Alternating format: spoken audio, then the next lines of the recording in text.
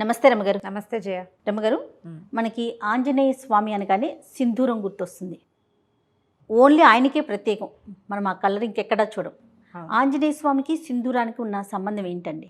కరెక్ట్గా నాకు మీ శారీ కలర్ ఇంచుమించుగా అదే అనిపిస్తుంది. సింధూరపు రంగు. ఈ గండ సింధూరాన్ని స్వామికి, ఆంజనేయ స్వామికి సమర్పిస్తారు. చాలా ప్రత్యేకమైన సేవ.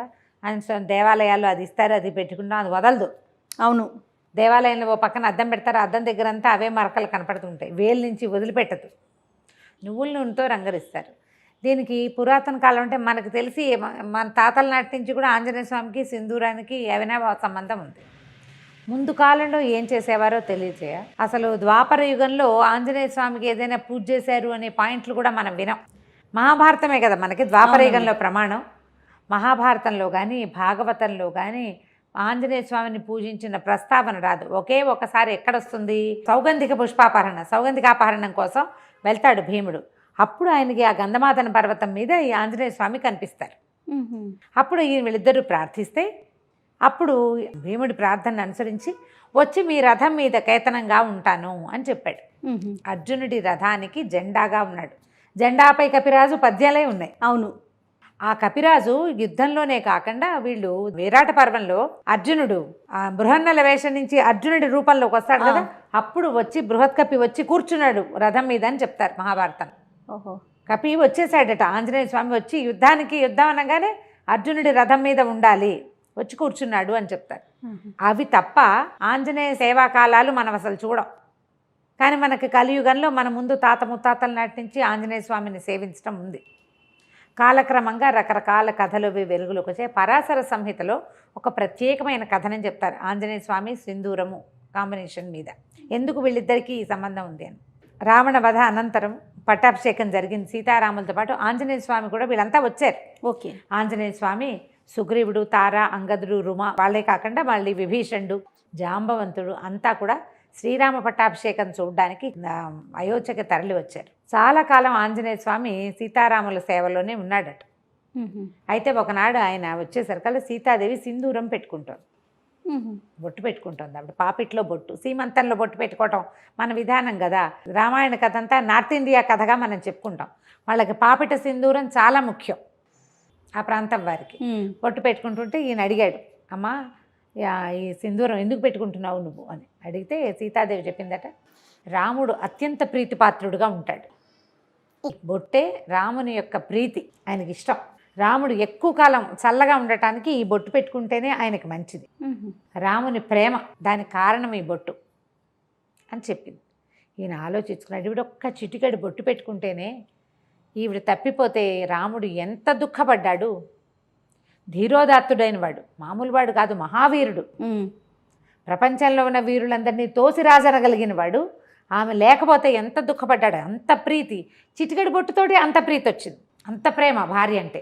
అందుకని ఆ సింధూరాన్ని తను కూడా పెట్టుకోవాలనుకున్నట్ట ఆంజనేయ స్వామి. రాముని ప్రేమ, దాన్ని గెలవటం, రాముడు ఎంతో కాలం చల్లగా ఉంటాం కోసం రెండు చెప్పింది కదా. అవును, ఆయన ఎప్పటికీ గెలుపొందుతూనే ఉండాలి రాముడు అంటే. మనం కూడా పెట్టుకోవాలనుకుని నేనేం చేశాడు, సరే అట్లా వెళ్ళి సింధూరాన్ని తెచ్చుకున్నాడు. కపి కదా, ముఖమంతా వెంట్రుకలు ఉంటాయి. సీతాదేవి పెట్టుకున్నట్టుగానే పాపిటి పెట్టుకోవడానికి ప్రయత్నం చేశాడు, కుదరలా. ఇదంతా హెయిర్ ఉంటుంది, కుదరలేదు. సరే ఏమనుకున్నాడు, ఎట్లా రాలిపోతుంది ఇది, ఆవిడ పెట్టుకుంటే ఉందే, నేను పెట్టుకుంటే ఎందుకు లేదు, రాలకుండా ఉండాలంటే ఏం చేయాలని నువ్వుల నూనె కలిపాడట. అందులో కలిపిన తర్వాత ముఖం మీద పెట్టుకున్నాడు, నుదుటి మీద పెట్టుకున్నాక ఆయనకు అనిపించింది, ఒక్క చిటికెడు ధరిస్తేనే సీతాదేవి అంటే ఆయనకి పంచప్రాణాలు కదా, శరీరం అంతా ధరిస్తే రాముడికి ఇంకా ప్రీతిపాత్రుడిని అవుతాను నేను అనిపించింది. మొత్తం సింధూరాన్ని ఒళ్ళంతా అలదుకున్నాడట.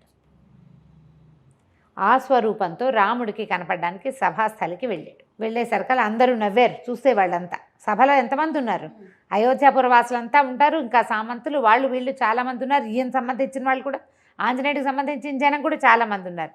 ఏమిటి వేషం హనుమ అని రాముల వారు అడిగితే అప్పుడు ఏం చెప్పాడంటే, చిటికెడు సింధూరం సీతాదేవి ధరిస్తేనే ఆమె నీకు అత్యంత ప్రీతిపాత్రాలైంది కదా, అందుకని నీ ప్రీతిని పొందడానికి నేను సింధూరం పట్టించుకున్నాను స్వామి అని చెప్పాడు. ఆ మాటకి చాలా సంతోషించాడట శ్రీరాముడు.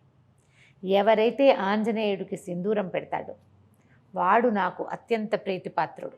ఏ ఇంట్లో ఆంజనేయుడికి సింధూరాన్ని ఇస్తారో వాళ్ళ ఇంట్లో నేను ఉంటాను. రాముడు మనతోటి ఉంటే ఏమిటి, తక్కువేమి మనకు రాముడు ఒక్కడుండు వరకు అన్నారు త్యాగరాజు.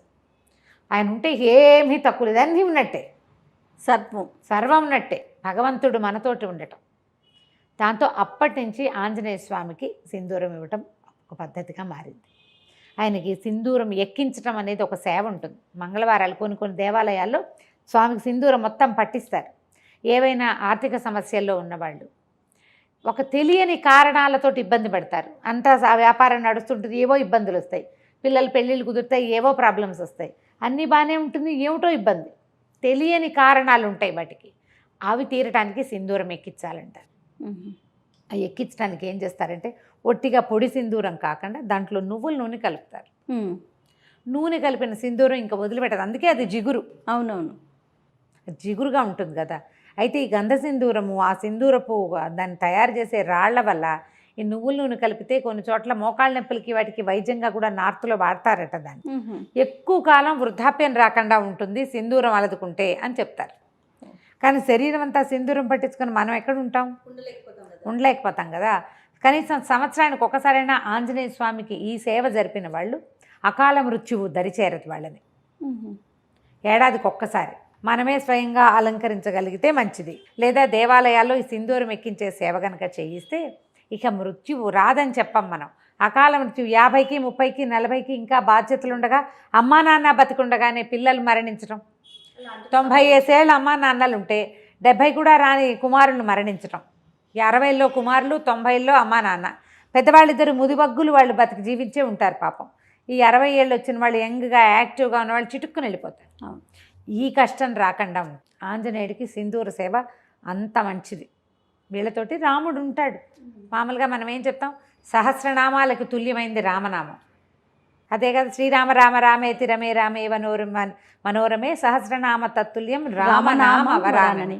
ఒక్క రాముడనే నామమే 1000 నామాలకి సరిపోతుంది. ఇంతకీ ఈ 1000 నామాలు ఏమిటి? 1000 రామనామాలు కాదు, 1000 వేరువేరు నామాలు. విష్ణువు యొక్క అనంత శక్తిమయాలైన 1000 పేర్లకి ఒక్క రాముడనే పేరు కరెక్ట్ మ్యాచింగ్, దానికి తుల్యమైనది. అలాంటి రాముడు మన పక్కన ఉంటాడు.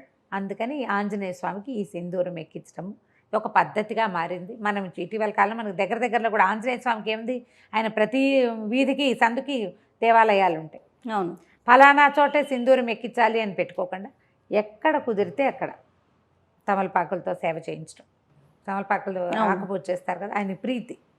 తర్వాత ఈ సింధూర సేవ, ఇది కనుక చేయిస్తే చాలా విశేషమైన ఫలితం లభిస్తుంది. తప్పకుండా రమ్మగారు. నమస్తే. నమస్తే. సుమన్ టీవీలో మీ పర్సనల్ అండ్ బిజినెస్ ప్రమోషన్స్ కోసం కింది నెంబర్కి కాంటాక్ట్ చేయండి.